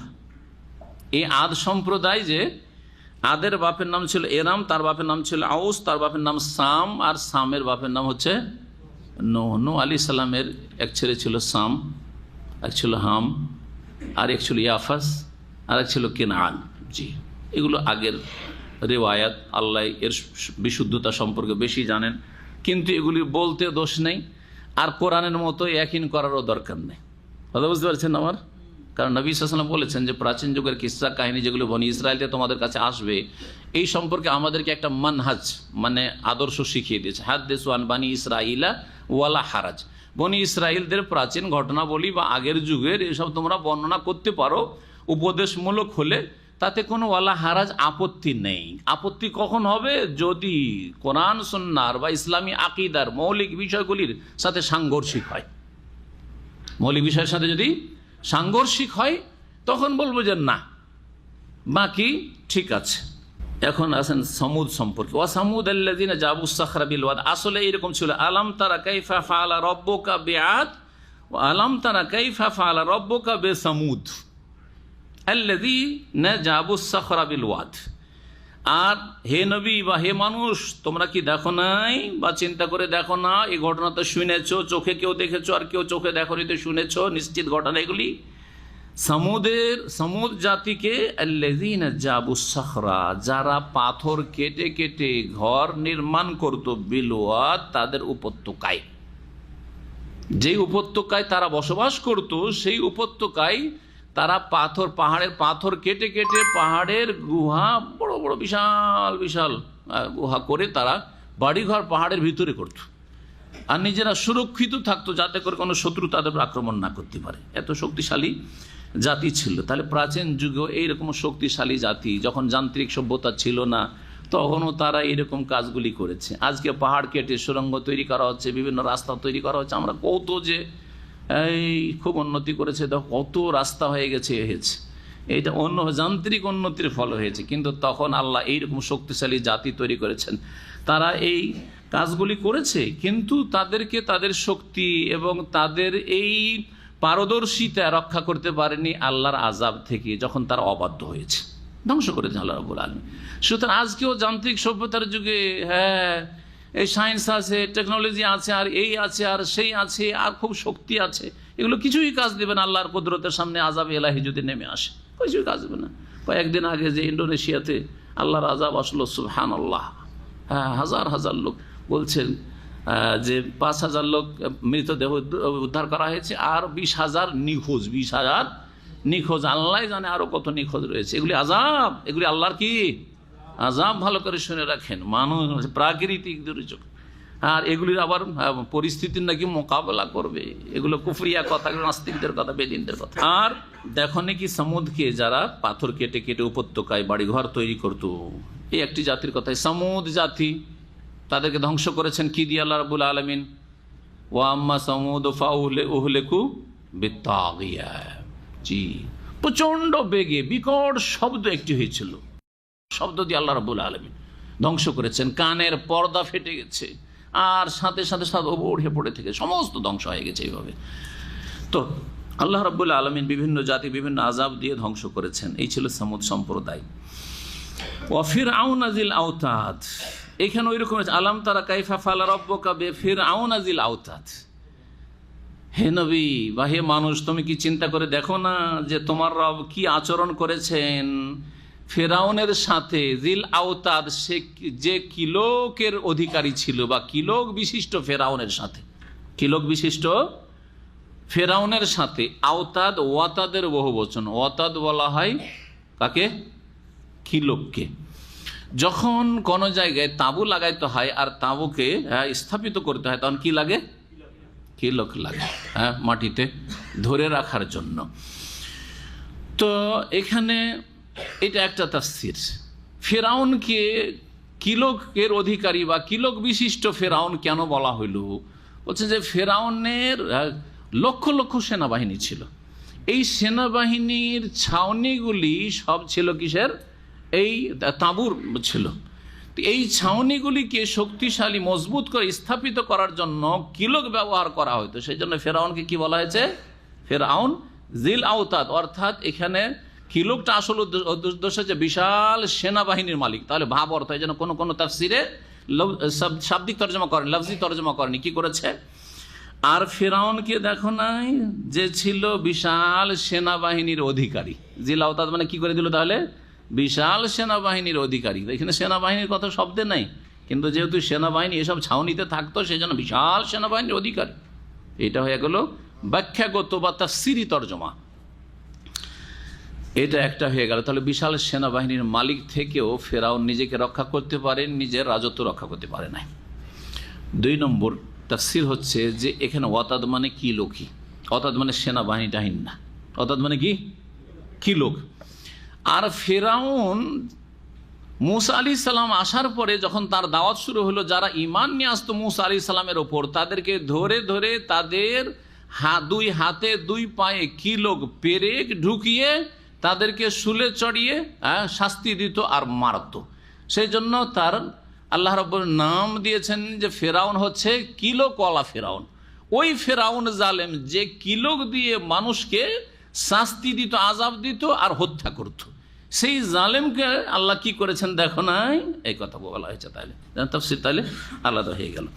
আল্লাযীনা তাগাও ফিল বিলাদ, এই 3টি জাতি এরা শহরে শহরে দেশে সারা দেশে কি করেছিল, সীমালঙ্ঘনমূলক আচরণ করেছিল। তাগাও সীমালঙ্ঘন করেছিল, বাড়াবাড়ি করেছিল। ফাকসারু ফিহাল ফাসাদ, অতঃপর দেশে তারা বিশাল বিপর্যয় সৃষ্টি করেছিল। ফাকসারু ফিহাল ফাসাদ, বহু ফাসাদ সৃষ্টি করেছিল, বহু বিশৃঙ্খলা সৃষ্টি করেছিল, মানুষের জন্য বড় অশান্তি সৃষ্টি করেছিল। জি হ্যাঁ, হককে মানবে না, আর কেউ যদি হকের অনুসারী হয় তো তার উপর চলবে জুলম এবং অত্যাচার। হকের কথা কেউ বললে তার বাঁচার অধিকার নেই। এই ছিল তাদের অবস্থা। ফাকসারু ফিহাল ফাসাদ। জি হ্যাঁ, আর সবচেয়ে বড় ফাসাদ হচ্ছে শিরক। এখানে ফাসাদের তাফসীর করতে মুফাসসিররা বলেছেন যে আশ-শিরকু ওয়াল কাতলু, এই জালেম জাতিগুলি কি করত, সবচেয়ে বড় অপরাধ হচ্ছে শিরক, এই ফাসাদ তাদের মধ্যে ছিল। আর 2 নম্বর ছিল যারাই শিরক থেকে তওবা করে তৌহিদবাদী মুমিন মুসলিম হইতো তাদেরকে কি করত, খুন করত, হত্যা করত। তো এরা চরম বিপর্যয় সৃষ্টি করেছিল শিরকের মাধ্যমে এবং ভালো মানুষদেরকে খুন করার মাধ্যমে। ফাসাব্বা আলাইহিম রাব্বুকা সাওতা আযাব, অতঃপর যার ফলে আল্লাহ কি করলেন, হে নবী বা হে মানুষ, তোমার প্রতিপালক আল্লাহ তাদের ওপর হানলেন কি, সাওতা আযাব, শাস্তির চাবুক। তাদের উপর শাস্তির চাবুক হানলেন, শাস্তির চাবুক। আল্লাহ রাব্বুল এই আযাবকে কি বলেছেন আল্লাহ রাব্বুল আলামিন, চাবুক। যেমন চাবুক দিয়ে মারা হয়, শাস্তির চাবুক হানলেন, অথবা বলতে শাস্তির কষাঘাত করলেন, যেটাই বলেন না কেন। ইন্না রাব্বাকা লাবিল মিরসাদ, কারণ আল্লাহ কাউকে ছাড়বেন না। পাপ চেনে না বাপকে। জি হ্যাঁ, আপনাকে পাপের ক্ষেত্রে ছাড় দেবেন 1 বার 2 বার 5 বার, কিন্তু অবশ্যই একবার ধরা হবে, অবশ্যই একবার ধরা হবে। দুনিয়াতে না ধরা হইলেও ধোকা খাবেন না, খুব লম্বা একটা রশি আল্লাহ ছেড়ে দিয়েছেন, যা তুমি যা। কিন্তু ধরবেন যখন, তো ইন্নাবাদ শরাব্বিকালা শরীদ, কঠোরভাবে আল্লাহ ধরবেন। সুতরাং কখনো যেন অপরাধী কথা না মনে করে যে আমার তো কিছু হয় না, অনেক পাপ করেছি, কিছু তো হলো না, না। এবং সবচেয়ে বড় আল্লাহর আযাব হচ্ছে ঈমান হারিয়ে যাও। অনেকে কিন্তু ঈমান হারিয়ে দেয় আর দুনিয়ার সুখ দেখে ধোকা খায় যে আমার তো কিছু হয় না, কই, হ্যাঁ কোথায় আল্লাহর আযাব। কিন্তু ও জানে না যে সবচেয়ে বড় আল্লাহ আযাব ওর উপরে নেমে এসেছে, ওর ঈমানই হারিয়ে গেছে।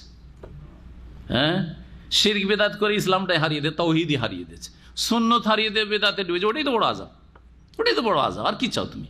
ইন্না রাব্বাকা লাবিল মিরসাদ, নিশ্চয় তোমার প্রতিপালক যে সূক্ষ্ম দৃষ্টি রেখেছেন, সূক্ষ্ম নজর রেখেছেন, অত পেতে রয়েছেন। ফাআম্মাল ইনসানু ইযা মাবতালাহু রাব্বুহু ফাআকরামাহু ওয়া না'আমাহু ফায়াকুলু রাব্বি আকরামান।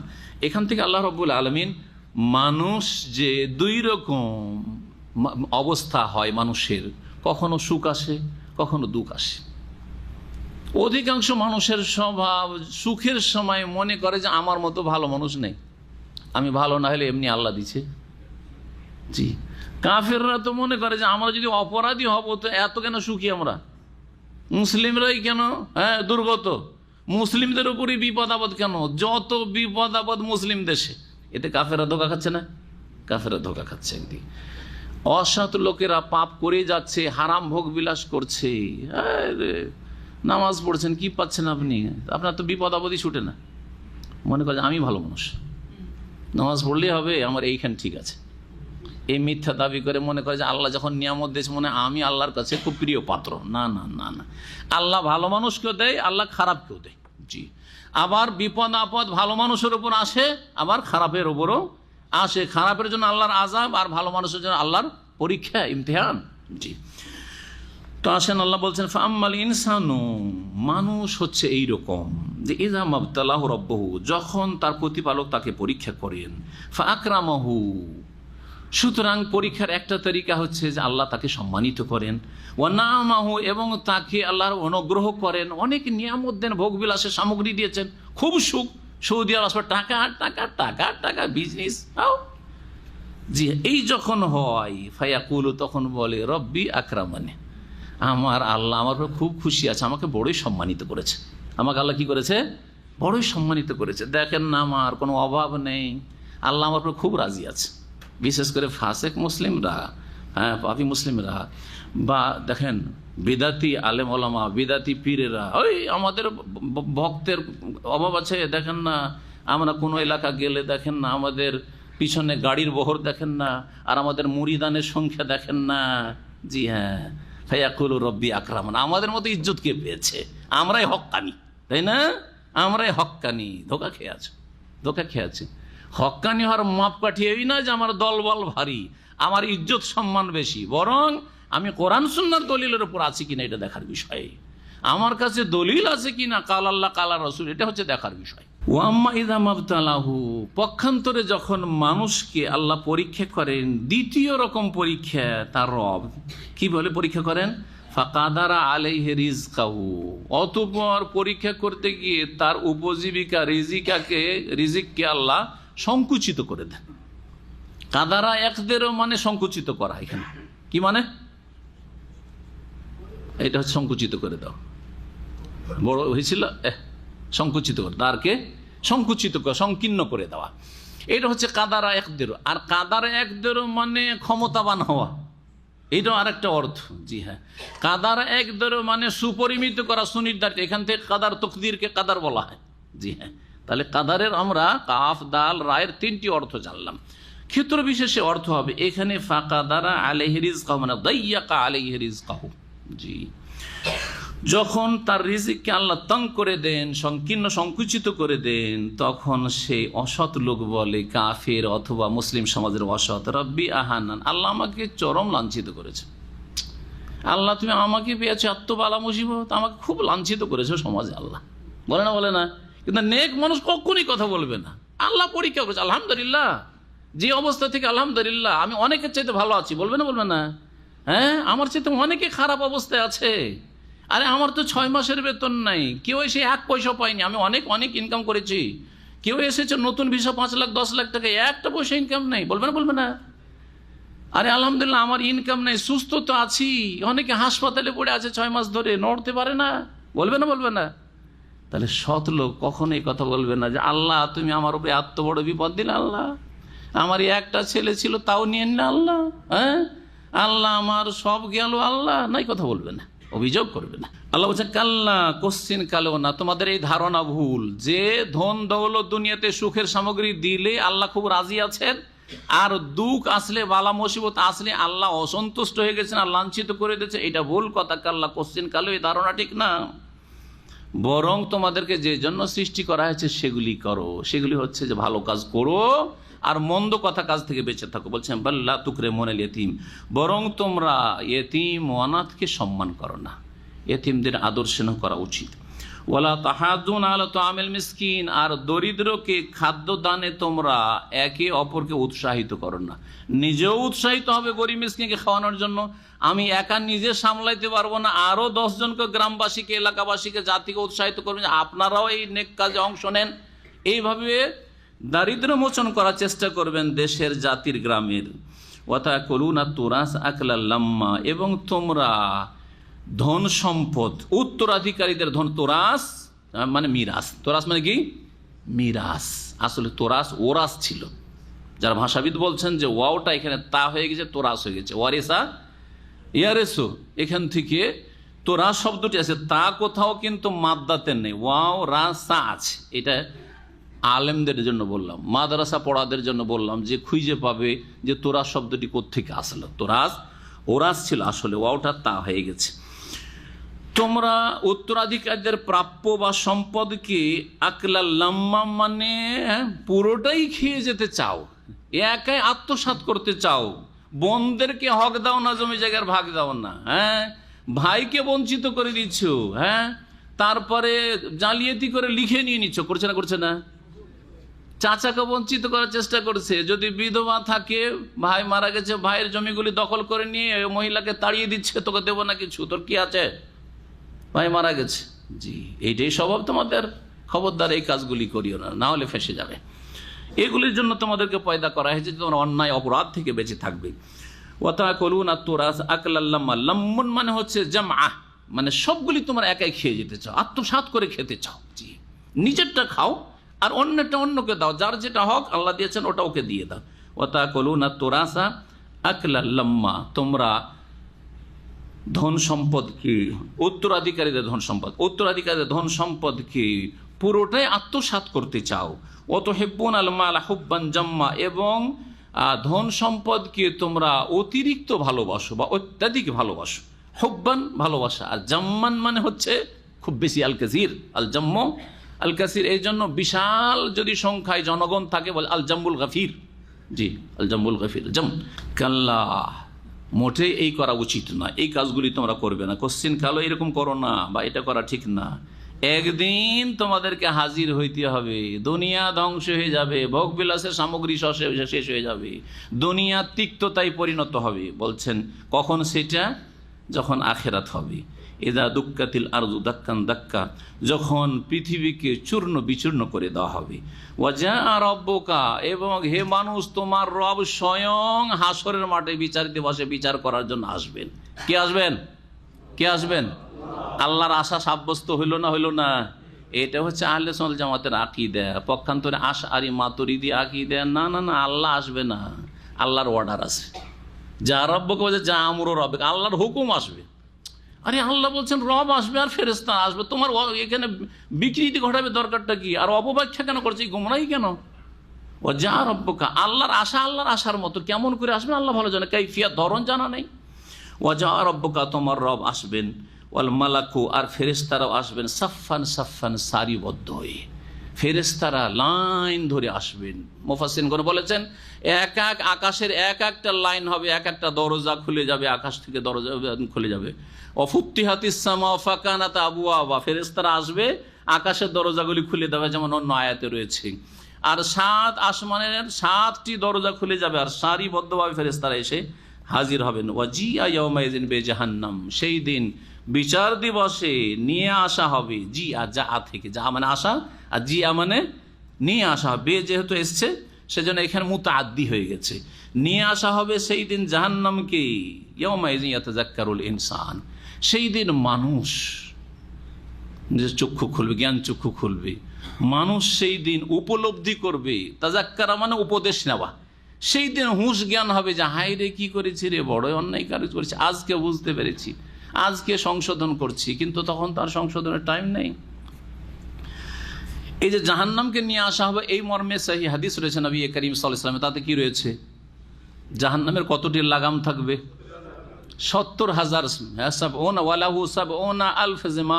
70,000 লাগাম থাকবে। মা কুল্লি জিমামিন, আর একটা লাগাম ধরে টান দিবে কতজন ফেরেশতা? 70,000 70,000 ফেরেশতা। সুবহানাল্লাহ। তাহলে 70,000কে 70,000 দিয়ে গুণ দেন, যে কত ফেরেশতা নেমে আসবে আল্লাহ রাব্বুল আলামিনের, মালায়েকা নেমে আসবেন, আর জাহান্নামের তর্জন গর্জন থাকবে, হুঙ্কার থাকবে। আর এই ভয়াবহ অবস্থা হবে সে হাসর মাঠে। আল্লাহ যেন আমাদের হেফাজত করেন এবং সেখানকার বালা মুসিবত থেকে আল্লাহ যেন আমাদেরকে বাঁচিয়ে রাখে। তখন মানুষ উপদেশ ওয়ান্না লাহু যিকরা, কিন্তু তখন উপলব্ধি করে লাভটাই কি হবে? কোনো কাজে আসবে না। তখনকার উপলব্ধি করা বা উপদেশ নেওয়া কোনো কাজে আসবে না। ইয়াকুলু, যখন হাসরের মাঠে এইরকম অবস্থা হবে তখন বলবে ইয়া লাইতানি কাদ্দামতু লিহায়াতি। কাফের, মুশরিক, বেদিন, দুনিয়াদার, পেট পূজারি, সারা জীবন আল্লাহ পরকাল বলে কোনো চিন্তা হয়নি যে আখেরাতের জন্য কিছু করি, সংশোধন করি, কিছু ভালো আমল করি, আখেরাতের জন্য সম্বল নিই, কোনো কিছু চিন্তা করেনি। জন্মসূত্রে হয়তো মুসলিম হতে পারে, কিন্তু তার কোনো চিন্তা ছিল না, পেট আর পেট, দুনিয়া আর দুনিয়া।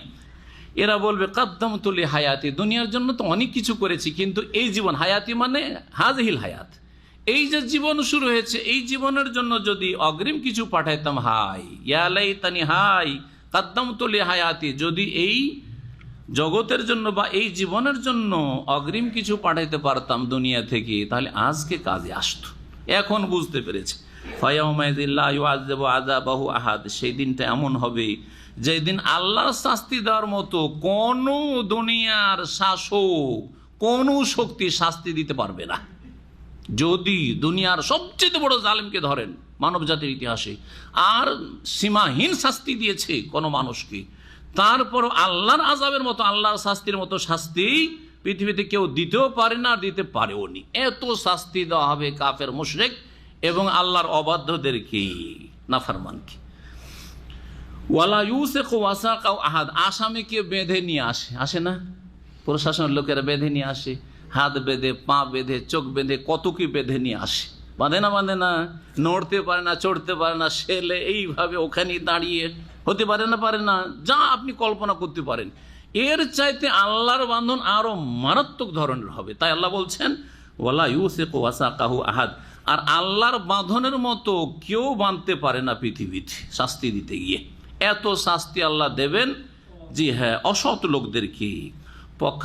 এতক্ষণ পর্যন্ত তো অসৎ লোকের কিছু কথা হইল, এখন ভালো মানুষের কথাও শোনেন, যে ভালো মানুষের সেখানে যে আদর আপ্যায়ন হবে, আর সেখানে তাদেরকে সম্মানজনক জীবন দেওয়া হবে, তাদেরকে ওয়েলকাম, আহলান ও সাহলান করা হবে। আল্লাহ বলছেন ইয়া আইয়াতুহান নাফসুল মুতমাইন্না, ওখানে আল্লাহ ডাক দেবেন, হে প্রশান্ত আত্মা, হে প্রশান্ত চিত্ত, জি হ্যাঁ, ইরজি ইলা রাব্বিকা, তুমি তোমার রবের কাছে ফিরে আসো।